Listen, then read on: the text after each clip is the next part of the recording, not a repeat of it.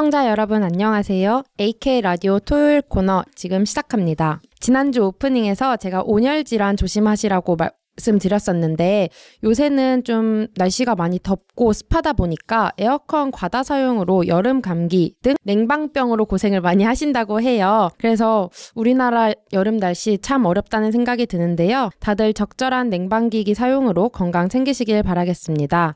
그러면 오늘도 힘차게 시작해보도록 하겠습니다. 오늘도 이동혁 부장님 나와 계십니다. 부장님 안녕하세요. 네, 안녕하십니까. 네, 지난주에 우리나라 바이오 기업의 글로벌 진출에 대해 이야기를 들어보았습니다. 네. 오늘은 지난주에 예고한 것처럼 네. 전통 제약 기업의 글로벌 진출에 대해 이야기를 나눠보고자 합니다. 네, 지난주에 우리가 일반적으로 얘기하는 제약 바이오를 제약을 띄고 바이오를 띄어서 이 두 가지가 세계적으로 진출하는 방법도 좀 다르고 방식도 좀 다르고 그리고 약의 성격이나 이 사업을 하는 방식도 조금 다르다고 말씀을 이제 드렸고요. 네. 그래서 이 바이오의 말씀을 드렸고 오늘은 전통 제약사, 화학의약품을 만드는 전통 제약사 얘기를 하겠다. 그렇게 네. 제가 말씀을 드렸습니다. 전통 제약사는 국내 사업도 그렇지만 해외 진출, 글로벌 진출하는 어떤 방법이나 특히 조건이 이 바이오 기업과는 많이 달라요. 일단 바이오 기업처럼 세계적인 회사의 약을 위탁 생산해서 만드는 기회가 거의 있는 것도 아니고요. 또 자기만의 차별성을 갖는 그런 이 바이오시밀러처럼 이 복제약이라도 자기만의 차별성을 갖는 약을 만들기가 또 그렇게 쉬운 일도 아닙니다. 네. 그래서 그런 경쟁력을 가지고 나가기는 쉽지가 않아요. 왜냐하면 지난주에 우리가 흔히 아는 알약, 무슨 가루약 이런 약들은 이 화학 성분으로 만드는 화학의약품, 케미컬 의약품이잖아요. 네. 케미컬 의약품은 처음에 신약 개발하는 게 어렵지 일단 개발한 다음에 생산하는 거는 그렇게 어렵지가 않아요. 상대적으로 네네. 바이오 의약품보다는 조금 쉽게 말씀드리면 화학물질 가져와서 그냥 섞어서 알약으로 만들면 되는 거니까 네. 바이오 의약품은 아무래도 생물에서 유래된 물질이니까 온도에도 민감하고 있으면은 이 부패도 잘하고 그래서 여러 가지가 어려운데 그래서 한편으로는 굳이 글로벌 회사나 큰 회사들이 위탁 생산을 다른 회사한테 맡길 이유도 별로 없어요. 그러니까 우리가 공장 크니까 외국 회사 거 만들어서 팔아줘야지. 네. 성립 잘 안 하고요. 네. 그리고 이 바이오시밀러와 달리 제네릭이라고 부르는 일반적인 화학의약품의 특허가 끝난 복제약은 네. 화학식만 보면은 그대로 만들 수 있거든요.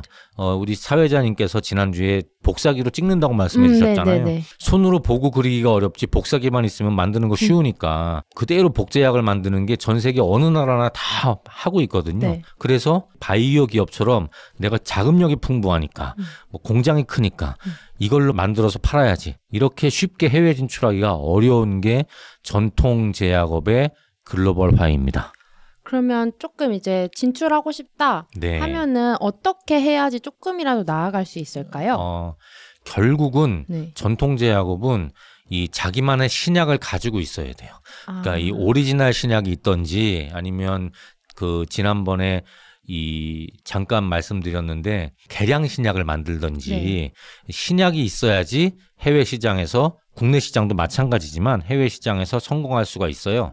네. 이 전통 제약업에서 글로벌 성공으로 가는 우회도로는 없다. 이렇게 볼 수 있습니다. 그러면 이제 혹시 한국의 전통 제약사가 네. 개발한 오리지널 네. 신약이 있을까요? 있긴 있죠? 의외로 꽤 많아요. 네. 옛날에는 한국의 제약회사들은 우리 못 살던 시절에는 정말 세계적으로 다 특허 풀린 약 찍어서 팔거나 아니면 이건 요즘도 마찬가지지만 외국에 있는 약을 이 한국 시장에 팔도록 라이선스를 사와서 네. 수입해서 팔거나 그 약을 그대로 한국 시장용으로 만들어서 국내용에서 팔거나 이제 이런 게 아직까지도 대부분 많기는 하지만 네. 우리나라 전통 제약업사들이 특히 2000년 이후에 해외 시장에 신약을 가지고 가야 되겠다는 필요성을 많이 느꼈거든요. 네. 벌써 한 25년 정도 되잖아요. 네. 그래서 많이 나오고 있는데 약 이름을 좀 해볼게요. 왜냐하면 제가 아는 게 있을까요? 아마 쉽지 않을 것 같아요. 네. 일반 의약품 아니라서. 하지만 네. 이 성공하고 있는 약들이기 때문에 어떤 격려하는 차원에서라도 네. 대웅제약 들어보셨죠? 네. 우르사 만드는 네네네. 대웅제약이 역류성 식도염 치료제, 네. 약 이름은 팩수클루라고 합니다. 이 신약 개발에서 수출 잘하고 있고요. 네. 또 HK 이노엔이라는 제약회사가 있어요. 네. 원래 우리가 알고 있는 CJ 제일제당 아시죠? 네네. 그 컨디션 만드는 네네. CJ 제일제당이 이런 제약 사업을 하다가 컨디션까지 묶어서 팔았거든요. 네. 그 판 회사가 한국 기업이지만 HK 이노엔인데 이 회사도 역류성 식도염 치료제인 K캡이라는 걸 신약을 개발해서 세계적으로 많이 팔고 있어요. 네. 그리고 그 SK 바이오팜 지난주 방송에서 SK가 위탁 업체가 바이오사이언스가 있고 별도의 제약회사가 있다고 말씀드린 네네. 거 기억나요? 네, 기억나요. 하시죠? 그 제약회사가 SK 바이오팜인데 이 SK 바이오팜은 뇌전증, 옛날 이름으로 간질, 뇌전증 치료제 신약을 세노바메이트라는 걸 개발해서 네. 이 약은 아예 한국에서는 아직 출시 안 하고 글로벌 전용으로 개발해서 팔고 있어요. 네. 보령제약이라고 이 카나브라는 고혈압 치료제도 수출해서 팔고 있고 보톡스라고 피부에 주사 맞는 네. 거 있잖아요. 보톡스의 원재료명이 이제 보톨리늄 톡신인데 우리나라의 메디톡스라는 회사가 이 보톡스의 원료인 보톨리늄 톡신을 또 성공적으로 국산화해서 미국에 많이 팔고 가장 최근에는 유한양행이 렉라자라는 폐암 치료제를 개발해서 지금 미국 진출하려고 FDA 승인을 받으려고 해외 제약사하고 이제 같이 병용요법이라고 해서 약 2개를 같이 쓰는 거거든요. 네. 뭐 미국 진출을 앞두고 있고 우리나라의 전통 제약사들도 최근에 이렇게 성공하는 사례들이 많이 나오고 있습니다. 뭔가 네. 뿌듯하죠. 네. 말씀 주신 것처럼 너무 뿌듯하고 네. 뭔가 되게 많은 것 같아요. 그렇죠. 대단하죠. 네. 예. 이제 이렇게 끝까지 자사가 혼자 하든가 네. 아니면은 이 다른 회사와 같이 하든가 이렇게 끝까지 이 완제품 의약품으로 임상시험 다 끝나고 상품화하는 경우도 있지만 그렇지 않은 경우도 많고 그렇지 않은 경우가 사실 더 많습니다. 네. 이거는 이 꼭 우리나라 제약회사뿐만 그런 게 아니라 이 세계적으로도 그런데 네. 왜냐하면은 이 완제품까지 가는 게 너무 어렵고 리스크가 크니까 처음 시작한 어떤 약을 만드는 물질을 신약 후보 물질이라고 하거든요. 네. 이 신약 후보 물질을 중간 단계까지만 개발해서 해외에 있는 빅 제약회사들, 빅파마한테 이 기술 수출을 하고 원료를 개발할 수 있는 권리를 넘겨주는 네, 거예요. 네. 그래서 그 권리를 해외 제약회사가 성공을 하면 네. 판매에 따른 일정 정도의 이 로열티를 받는 거죠. 네. 이제 이런 걸 기술 수출이라고 하는데 이렇게 하는 회사가 사실 더 많기는 해요. 그리고 한국에서도 큰 회사들도 그렇게 많이 하는데 대표적으로 이 한미약품이 우리나라에서 신약 개발에 이 올인하는 거의 첫 번째 회사 중에 이제 하나이기도 한데 한미약품도 성공의 역사, 실패 기억이 많거든요. 네. 그 중에 조금 어려운 병 이름이지만 호중구 감소증이라는 병이 있어요. 호중구가 백혈구인데 피 안에 있잖아요. 네. 근데 이게 너무 많이 감소하면 안 되는 병인데 보통 이제 항암 치료하다가 그 항암제 독성 때문에 우리 피 안에 백혈구가 이제 줄어드는 병이 많이 생겨요. 네. 이 호중구 감소증 치료제를 원료를 개발하다가 한 10여 년 전에 미국 회사한테 기술을 이전했어요. 네. 그래서 그 회사가 기술을 최종적으로 상품화하는 데 성공을 했어요. 네. 그래서 지금 미국에서 롤론티스라는 이름으로 대박 났거든요. 로열티도 많이 받고. 네. 이제 이런 경우가 신약까지 최종적으로 성공하지는 않았지만 약을 개발하다가 어느 정도 가능성이 발견됐을 때 우리보다 더 잘할 수 있는 글로벌 회사한테 넘겨서 니들이 성공하면 우리는 로열티 받을게 라고 하는 이제 그런 방법입니다. 들으면 들을수록 진짜 대단한 것 같아요. 네. 신약 개발이라는 게 아주 극도의 하이 리스크, 하이 리턴이라서 그 리스크가 되게 커요. 네. 이런 병을 치료하기 위해서 이런 물질로 약을 만들어 봐야지 새로 라는 프로젝트를 글로벌 빅 제약회사들이 100개를 시작하면은 그 중에 끝까지 성공해서 상업화되는 게 1개 정도. 그리고 그 기간은 길면 10년, 20년. 그리고 드는 돈은 수조 원. 이제 이렇게 들기 때문에 아직까지 한국 제약회사에서 그거를 다 이제 하기가 어려운 면이 있고 네네. 그래서 이 기술 개발 단계에서 이제 팔기도 하고 거꾸로 글로벌 제약회사들도 자기가 처음부터 끝까지 100가지의 신약 물질을 다 일일이 찾아서 하는 거는 너무 어렵잖아요. 네. 그러니까 다른 회사들이 어느 정도 개발한 물질을 내가 사서 신약으로 개발하는 후반 단계를 하겠다. 네. 그 바이오 USA 우리 이야기 나눌 때도 제가 말씀드린 기억이 있는데 신약이라는 게 개발하면 특허가 20년이 가니까 20년이 끝나면 이제 복제약이 쫙 나올 거니까 네. 글로벌 회사들도 계속 새로운 그 이 다음 차세대를 가져야 되니까 바이오 USA에서 회사도 사고 팔고 기술도 사고 팔고 그런다고 말씀드렸잖아요. 네. 그런 과정에서 한국 회사가 물질을 파는 거죠. 또 이런 것들이 지지난주에 이야기 나눈 바이오 USA 같은 큰 박람회에서 기술 거래가 이루어지기도 하고 그렇지만 성공하는 확률이 실패하는 확률보다 훨씬 낮고 그래서 아직까지 우리나라 제약회사들이 이런 기술 수출을 할게요라고 보도자료를 내고 네. 이 그 주가도 많이 오르고 하다가 잘 안 됐어요라고 기술을 반환받았어요라고 나오면은 비판적인 시각 많이 나오거든요. 왜냐하면 주가 떨어지니까. 그렇지만 기술적으로만 보면은 그런 게 100에 99니까 너무 그렇게만 보지 말고 격려해야죠. 그렇죠. 격려는 해야겠지만 네. 그래도 리스크는 많고. 네. 그래도 100 중에 99가 아니라 99가 성공이면 당연히 더 좋잖아요. 네. 좀 대안 같은 건 없을까요? 대안은 처음부터 끝까지 나는 상업화를 안 할 거야. 초기 단계까지만 개발하고 이 물질을 팔 거야. 라고 개발하는 회사들도 많이 있습니다. 특히 규모가 크지 않은 바이오텍들은 이제 그렇게 하는 경우들이 이제 많거든요. 네. 이것도 장단점이 있기는 합니다. 보통 신약을 개발하면은 후보 물질을 찾고 그 후보 물질을 사람한테 쓰기 전에 이 동물한테 한번 써보고 또 이 시험관에서 연구해보고 그게 되면은 임상시험을 하면 임상시험이 1단계, 2단계, 3단계까지 가거든요. 네.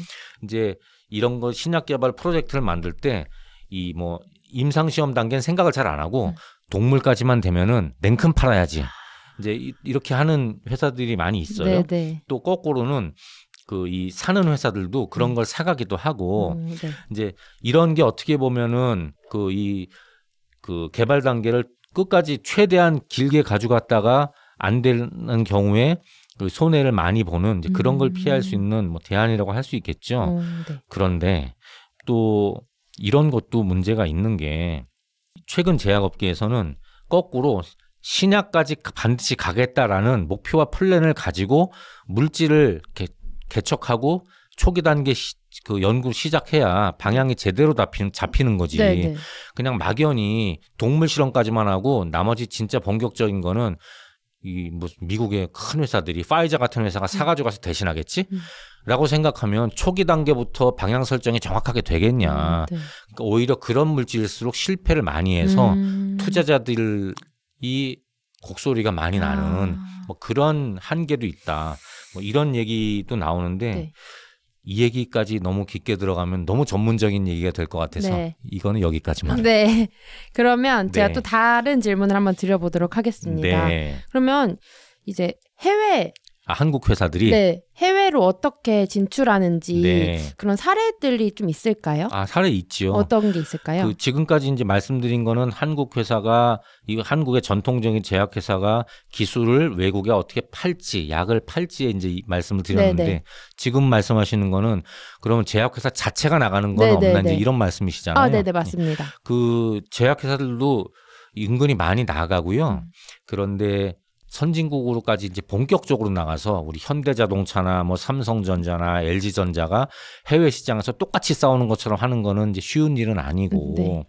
이 조금 동남아에 간다든지 뭐 조금 개척이 좀 덜 된 나라에 간다든지 그런 시도들은 많이 합니다. 많이 네. 하는데 성공 사례가 그렇게 많지는 않아요. 아쉽지만. 네. 왜냐하면 제약업은 일반 다른 제조업체가 외국에 나가는 것처럼 해외에 진출하는 게 쉽지가 않아요. 히트 상품을 만들면 일반 아이폰 만들면 아이폰은 좋은 제품이 있으면 그냥 바로 전 세계에서 다 살 수 있고 또 아이폰을 어떤 사람이 한 대 사던 2대 사던 10대 사던 상관없고 네. 아이폰을 얼마에 팔던 상관없고 네. 그러잖아요. 네. 그런데 약은 좋은 의약품을 만든다고 해서 이렇게 자기 마음대로 팔 수 있는 게 아니거든요.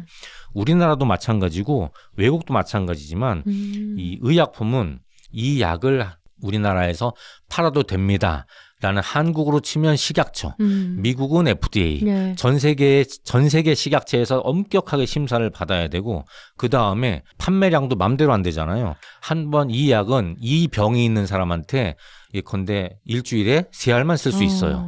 이것도 허가를 받아야 되고 그러면 약값은 얼마만 받으세요라고 협상해서 결정을 해야지 좋은 제품이니까 내가 이 값에 팔아야지가 안 되기 때문에 이 제약업이라는 건 해외에 진출하는 게 굉장히 제약이 많은 시장이에요. 그래서 쉽게 진출하기는 어렵고 또 성공하기도 어렵고 마케팅하고 영업하기도 굉장히 어려워요. 뭐 이왕 든 예니까 아이폰의 예를 들면 네네. 아이폰을 팔겠다고 하면 그 나라에 가서 텔레비전 광고도 하고 네. 전시장에서 내놓고 지나가는 사람한테 홍보물도 주고 내가 사면 되잖아요. 네네. 그러면 만약에 이제 해외에 진출을 해서 네. 허가를 받았다는 가정하에 네, 그 단계까지 왔어요. 네. 그러면 그냥 무작정 팔아야 될 거 아니에요? 네네. 그럼 파는 뭐 영업이나 홍보 이런 거는 쉬운 편인가요? 그것도 약이 제일 어렵죠. 전문의약품 얘기인지 말씀드리는 네네. 건데 우리나라도 마찬가지지만 약을 전문의약품은 의사가 처방해줘야지 쓸 수 있잖아요. 네. 그러니까 항암제를 텔레비전 광고에서 내가 나중에 암 걸리면 저 항암제를 써야지라고 해서 미리 사가지고 냉장고에 넣어놓을 수가 없잖아요. 네. 그러니까 제약이라는 거는 말도 안 통하고 그리고 그 제도도 다른 현지 국가의 병원과 의사들한테 찾아가서 영업을 다 해야 되고 네. 그 의사가 우리 제약회사한테 설득이 돼서 그 나라 환자한테 이거 한국 제약회사 약인데 이거 처방할게라고 처방을 해줘야 되잖아요. 네. 그래야지 처방전을 들고 그 나라 환자들이 그 나라 약국에 가서 사는 거니까 영업도 되게 어려워요.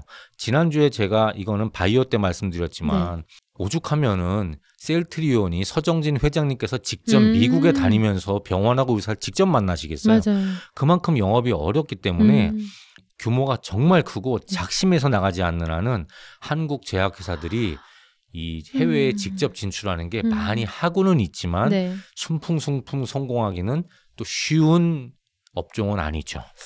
너무 어려운 것 같은데 이게 맞는 건가요, 부장님? 그래도 도전해야 되지 않겠어요? 그죠, 네. 사실 회사 규모가 크지 않아도 이 베트남 같은 동남아에서 알차게 성공하는 회사도 있어요. 있고. 그렇지만 상당수의 회사들은 개발도상국이라고 만만하게 보고 오리지널 약 없이 그냥 한국에서도 싸게 파는 제네릭 약 들고 현지 법인 설립하고 가서 진출했다가 손해만 잔뜩 보고 철수하는 회사도 의외로 많아요. 그런데 이 한국 제약회사의 해외 현지 법인은 우리나라 증시의 공시 대상이 아닌 경우가 많고 또 갈 때는 이 홍보 많이 하고 가지만 이 잘 안 돼서 들어올 때는 조용히 들어올 거잖아요. 그런 회사들은 대부분 이제 그 연말되거나 또는 분기에 그 상장 회사인 경우에 사업 보고서 나오면은 사업 보고서에 해외 사업 현황 한 줄 딱 나오는 연관해서 거기 나오는 정도라서 알기가 잘 어려운 면도 있고 비상장 회사 같으면은 뭐 비상장 회사는 일반 주식 투자를 하는 건 아니지만 거기에 인연이 있어서 투자하시는 분들은 잘 모르는 수도 많죠. 그래서 이 해외 한국 제약 회사들의 해외 직접 진출이 쉬운 일만은 아니다. 다른 제조업 업종에 비해서 되게 어렵다. 네. 그러니까 제약업체들이 되게 힘들게 사업하신다. 뭐 이렇게 말씀드릴 수가 있겠습니다. 그러면 이제 우리나라 제약사의 글로벌 성장이 어둡다고 바라보실까요, 다들? 꼭 그렇지는 않죠. 네. 비관할 필요가 없고요. 또 이 쉬운 사업은 없는 거고요. 이 제약업 시장이라는 게 지난주와 이번 주 이 2주간에 걸쳐 말씀드리지만 까다롭고 복잡하고 어렵다 그러면 뭐 한국 회사한테만 어렵겠어요? 다른 나라들 회사들은 다 어려운 거니까 이 어려운 시장인 만큼 또 경쟁력이 있으면 또 이 자리 잡고 또 한번 자리 잡으면 다른 그 이 치고 들어오기 어려운 이제 뭐 그런 면이 있기 때문에 장래가 어두운 건 아니고요. 실제로 우리나라 제약회사들도 이 꾸준히 이 신약 개발에 투자를 하고 있거든요. 그래서 제가 방금 오늘 말씀 나눌 때 처음에 이 물어보셨을 때 제가 결국 이 신약 개발을 하는 게 정답이고 쉬운 길은 없다, 우회로는 없다 말씀드렸지만 네. 그렇게 전공법으로 가는 회사들이 많이 있어요. 아까도 제가 우리나라 제약회사들 신약 개발한 네. 그 제약회사하고 약 이름 쭉 말씀드렸잖아요. 네네. 그 성과들이 나오기 때문에 비관할 필요는 없고 네. 그리고 신약이라고 그래서 꼭 세계적인 신약만 생각하지 않아도 돼요. 이번에 코로나19가 등장을 했을 때 갑자기 뭐 모더나나 화이자 같은 회사들이 총력을 기울여서 그 세상에 없던 코로나19 백신을 처음 만들었잖아요. 아, 네. 꼭 그럴 필요 없습니다. 네. 그런 신약들, 어떤 질병을 치료하는데 여태까지 없던 약을 처음 만들었다. 그런 거를 혁신 신약이라고 하거든요. 네. 영어로는 first in class라고 하는데 이 어떤 질병의 첫 번째 치료제까지 안 만들어도 됩니다. 이 조금 더 개량되는 개량 신약, 또 어떤 이 새로운 기전을 가지고 같은 치료 효과를 내지만 이 새로운 기전을 가지고 다른 접근법을 해서 만드는 신약 개발, 이런 성과는 이미 우리나라에도 많이 나오고 있고 또 그런 신약 개발을 해도 수출도 잘 되고 충분히 할 수 있으니까 긍정적으로 생각하고 응원하면 됩니다. 네네. 네. 다만 한 가지는 아직까지 우리나라의 제약업계 전체의 규모가 세계 기준으로 보면은 좀 너무 작아요. 네. 한국 제약업 자체가 냉정하게 보면 아직은 변방 국가예요. 네. 반도체, 조선, 이 자동차 네. 아니면 뭐 휴대폰, 네. 텔레비전 이런 거하고는 조금 이제 따라갈 길이 조금 남아 있는데 네. 세계적인 제약회사는 사실 이 리딩 국가는 몇 나라 안 돼요. 미국하고 유럽의 몇 개 나라, 이 세계적인 제약회사를 보유하고 있는 독일, 프랑스, 영국, 스위스, 덴마크 이런 몇 개 나라, 네. 그리고 일본, 네. 이제 복제약 만드는 회사 말고 신약을 개발하는 세계적인 국가는 이 정도라고 볼 수 있고, 네. 한국도 이미 세계적인 선진국인데 네.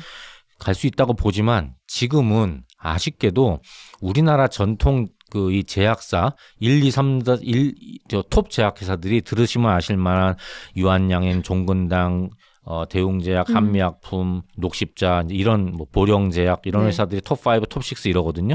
셀트리온이나 삼성바이오로직스 같은 바이오 회사 말고요. 네네. 이런 회사들의 1년 매출액이 다 합쳐도 2조 원이 잘 안 됩니다.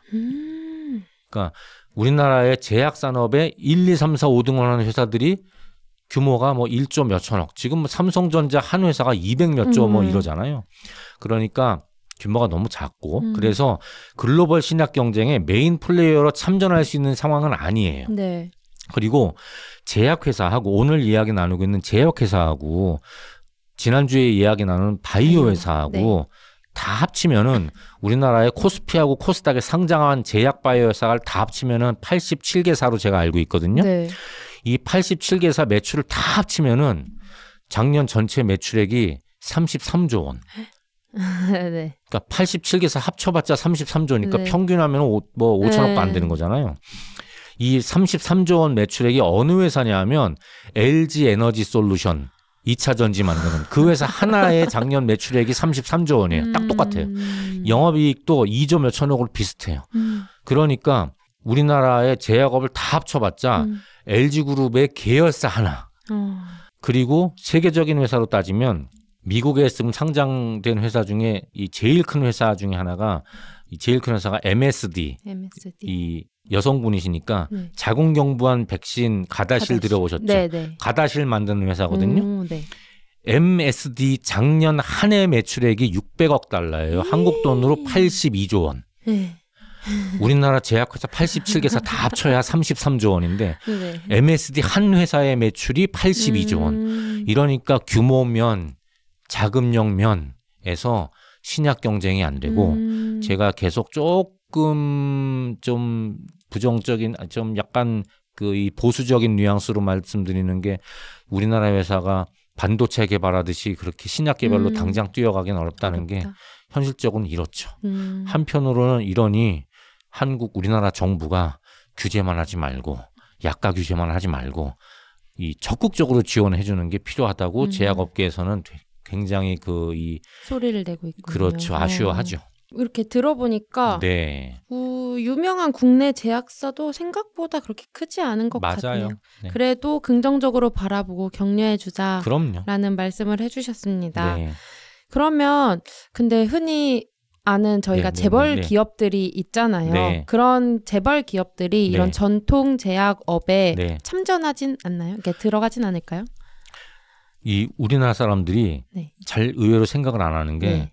재벌은 제약회사를 안 한다 이렇게 생각을 많이 하고 네. 그 바이오 이제 그 위탁 생산하고 이러는 거 말고 네, 전통적인 네, 제약사 말고 그리고 약은 우리가 워낙 많이 먹는 거고 옛날에는 텔레비전 광고도 많이 해서 네. 우리가 이 제약회사 이름을 너무나 익숙하게 많이 듣고 있기 때문에 네. 한편으로는 그런 제약회사들이 다른 재벌 기업하고 비슷하게 큰 회사라고 생각을 하고 있고 맞아요. 유한양행, 종근당, 뭐 대웅제약, 한미약품, 보령제약, 녹십자 이런 회사들이 1조 원밖에 안 되는 큰 우리나라 재벌 기업의 수십 분의 1도 안 되는 매출액을 갖고 있다고 생각 잘 안 하셨죠. 네.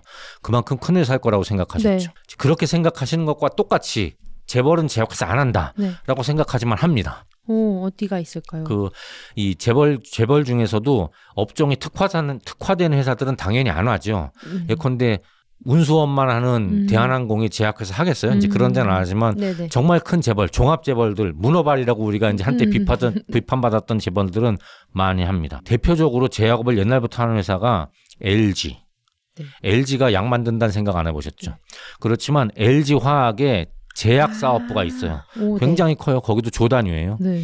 그리고 SK는 조금 전에도 제가 말씀드렸고 SK는 위탁 생산업도 있지만 의외로 SK가 제약업의 진심이에요. 네. SK는 통신하고 그다음에 주유소, 정유업하고 그다음에 하이닉스 같은 반도체만 할 거라고 생각하잖아요. 네. 규모는 크지 않지만 SK가 제약회사 산 게 20년도 넘어요. 우리나라에 그때 그 옛날에 중견제약회사 중에 알짜 회사였던 동신제약이라는 회사가 있었는데 네. 그 회사가 부도났거든요. 네. 2000년대 초반에. 네. 그 회사를 SK가 샀어요. 그 SK가 동신제약을 사가지고 위탁 생산하는 SK 바이오사이언스 말고 이 두 개의 제약회사를 나눠서 갖고 있어요. 하나는 SK 바이오팜. 제가 조금 전에 뇌전증 신약 만들었다는 회사 있잖아요. 미국에 전용으로 파는. 네네네. 그리고 또 SK 플라즈마라고 혈액제제 만드는 회사가 있어요. 그 SK가 의외로 제약업의 진심이고, 네. 그리고 다른 회사들은 네. 주로 이제 재벌도 순위가 조금 내려갈수록 특화되잖아요. 네. 그래서 이제 다른 회사들은 그런 회사들은 많지는 않지만 의외로 우리가 아는 큰 재벌들은 의외로 제약회사를 하더라. 네. 이렇게 생각하시면 됩니다. 그럼 이제 지금까지 말씀해 주셨던 것 외에 네. 또 사실 저희가 아는 더 큰 기업들도 많잖아요. 네. 그 기업들도 하고 있을까요? 현대자동차 안 하겠죠. 네. 자동차 회사니까. 네. 우리 좀 톱5, 톱6에 들어가는 재벌 기업이 포스코 있는데 네. 포스코는 제철소니까 안 하겠죠. 네. 이런 데는 당연히 안 하는 거고 네. 전통 제약사를 안 하는 재벌이 어디냐? 삼성그룹은 바이오로직스하고 바이오에피스에서 이제 바이오 산업하고 오늘 우리가 이야기 나누는 알약 만들어 파는 전통적인 화학제약 회사는 삼성그룹은 안 합니다. 그리고 한화그룹도 옛날에 드림파마라는 제약회사를 가지고 있었는데 매각하고 한화그룹도 제약회사를 안 해요. 한화그룹도 지금은 뭐 의외로 무기 만드는 회사, 화약 만드는 회사, 이제 이런 국방과 관련된 기업이잖아요. 네. 안 하는데 제가 삼성하고 한화라는 말씀을 왜 굳이 드렸냐 하면은 지금 우리나라 중견제약사 중에 삼성제약이 있고 한화제약이 있어요. 네? 네. 있는데 사실은 삼성그룹하고 한화그룹하고는 관계가 없는 회사입니다. 이 한자도 좀 달라요. 삼성그룹의 삼성제약의 삼성, 한화그룹의 한화제약의 한화는 한자도 달라요. 그냥 아무 의미가 없는 회사인데 또 의외로 삼성제약이 사실 사람들이 의외로 뭘 많이 아냐면 옛날에 F킬라 만들던 회사거든요. 근데 지금은 삼성킬라라고 본인 거 만드는데 그래서 모기약 만들고 그래서 의외로 삼성제약을 또 아는 분이 있어요. 그래서 야, 삼성그룹이 뭐 F킬라 만드냐, 모기약 만드냐. 근데 사실은 다른 회사라는 거. 오늘 말씀 나누는 거에 이제 정리 차원에서 그냥 곁다리로 한번 드린 말씀이긴 합니다. 신기한 것 같아요. 네. 근데 이걸 막 듣다 보니까 앞으로 전통 제약업에도 이렇게 글로벌 시장의 주역으로 활약하면 좋겠다라는 생각이 절로 드는 것 같아요. 네. 저도 그렇게 희망하고 또 꼭 그렇게 될 거라고 믿고 있습니다. 네, 제가 그렇게 되면 좋겠네요. 네. 그럼 오늘 방송은 여기서 마무리하도록 하겠습니다. 이동혁 부장님 말씀을 듣다 보니 벌써 마지막 시간이 되었습니다. 좋은 말씀 주신 이동혁 부장님께 감사 인사드리며 저희는 다음 주에 더욱 유익한 내용으로 찾아오겠습니다. 감사합니다. 네, 고맙습니다. 네.